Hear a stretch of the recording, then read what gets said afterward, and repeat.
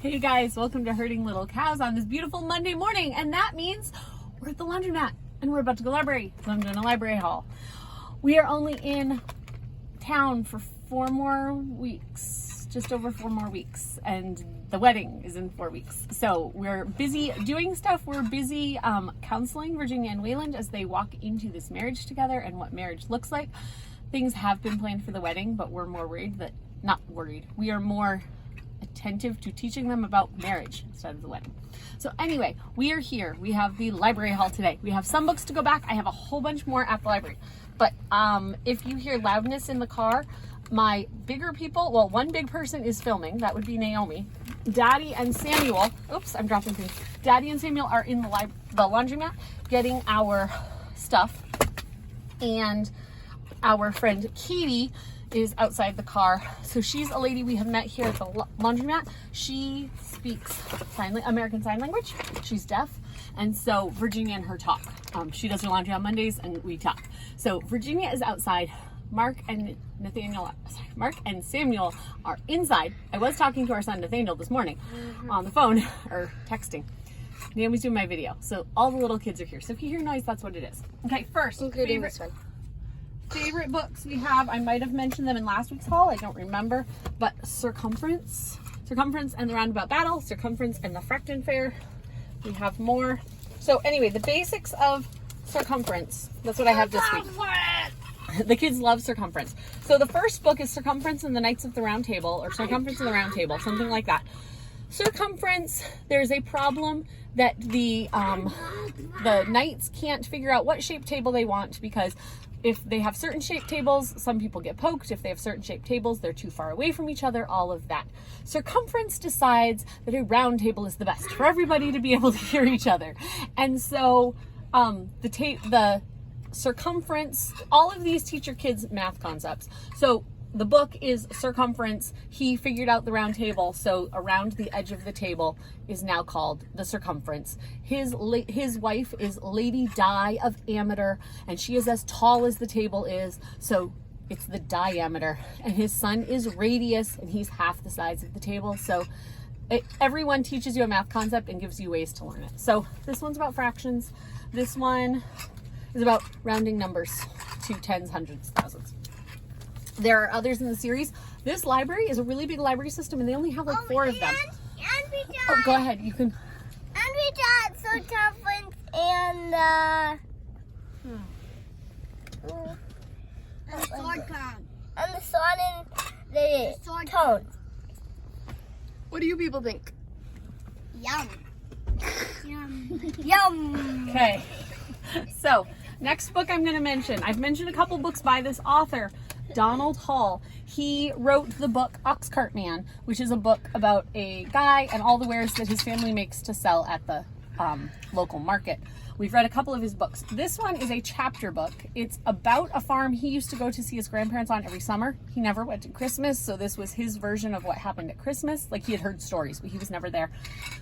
It's a really good book. It's really neat to hear just from his explaining like why things worked like they worked. Like his grandpa, what was it his grandpa drank? Moxie and milk? Or grandma? I don't know. It was just funny. What? Warm Moxie. Oh, and his grandpa ate milk and bread every night for snack. So it was just neat to see those things. This book was read by Naomi to the siblings. There was a bad word in it. The uncle said a bad word. The bad word is said in the book, but then the boy says, I know I wasn't supposed to hear that. So I'm giving that warning for parents, but we did really enjoy just how the book was written. We read some books that I watch parts of the book, or we don't read an entire part of the book because of things that are said. This is one of those books, but we did enjoy it. Okay, who got these books?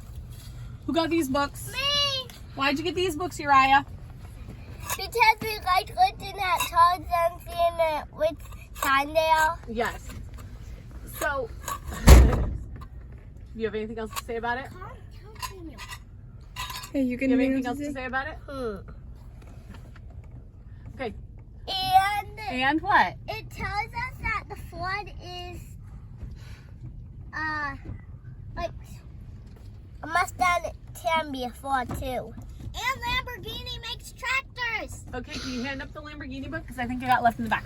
So anyway, Uriah saw this on the shelf. He wanted these. Our newest thing is when we ride in the car and I'm driving, I hear Ford, Chevy, Mustang, Ford, Chevy, Mustang, Lamborghini. And they just name all the cars on the road. It can get very loud in the car. No, it needs to come up here. So he got one on a Mustang and a Lamborghini. He liked it. This book, there might be more in this series. It's called Let's Try It Out.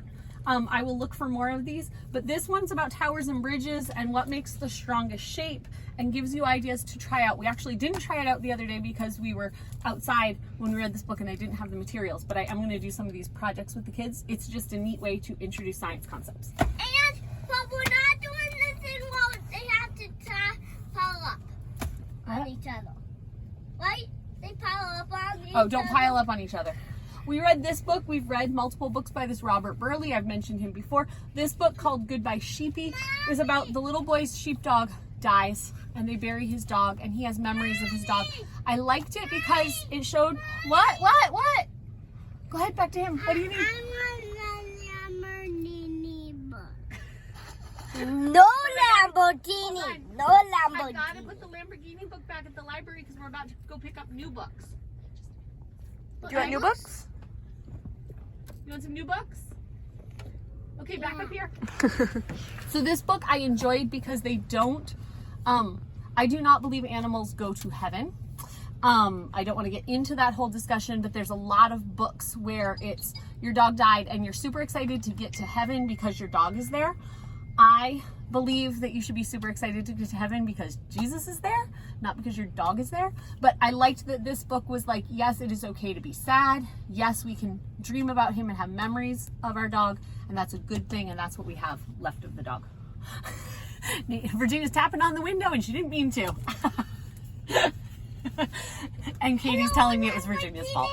Okay, we read this book about seizure alert dogs. This was really, really neat. It talks about dogs that are trained to smell somebody who has seizures, to be able to sniff out the scent and know that they're about to have a seizure and get them into a safe place, like get them down on the floor or lay under their head so they don't hurt themselves, be able to alert people that they've had a seizure. Because Josiah has seizures, it's something we've talked about, not necessarily getting a dog, but the idea that people do have seizure dogs. And we actually met somebody recently walking down the road. She had a dog that had a seizure alert collar, like vest on it, and we talked to her and she had just gotten the dog from a kennel and her partner, I think it was her boyfriend, maybe her husband, I don't know, every time she had a seizure would bring the dog up to her and the dog started to learn that scent and her dog now helps her, gets her down on the floor, won't let her get up if she's about to have a seizure, and she can actually go out in public and not feel scared about it. She used to have anxiety about going out because of her seizures, and her dog is able to do that. So we just found this really interesting. So this talks about dogs that are specifically trained to notice seizures and alert their person, but it also talked about people who happen to have a dog and their dog noticed something was going on and ended up becoming a seizure alert dog without the actual training by trainers. So it was very interesting. And then I mentioned a couple books by this Kenneth Davis guy. He writes adult books that we have read, but there are some parts in them, they're history, so I let my kids read them, but there are some parts that are a little questionable. Things people might say about them, but we haven't found the questionable parts in these kids' books. So this one is Don't Know Much About the Kings and Queens of England, and it just tells you about what they did, how they did it, why they did it. So we are still in the middle of reading Corn Farm Boy, so we need to finish that before we go. But this week we are getting a bunch of books. I looked, so our library system, if you order a book, it says while you're waiting for this book, maybe you would like to read this other book. And so I was looking at math books. We have a whole bunch of math books coming, and I got a lot of books about kids and what they eat for food around the world. So Virginia, Josiah wants to say hi too. Oh, you want to say hi? So anyway, we will see you guys next time on Herding Little Cows to the Glory of God.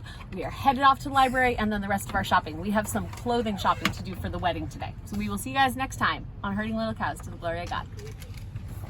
Bye-bye. Bye.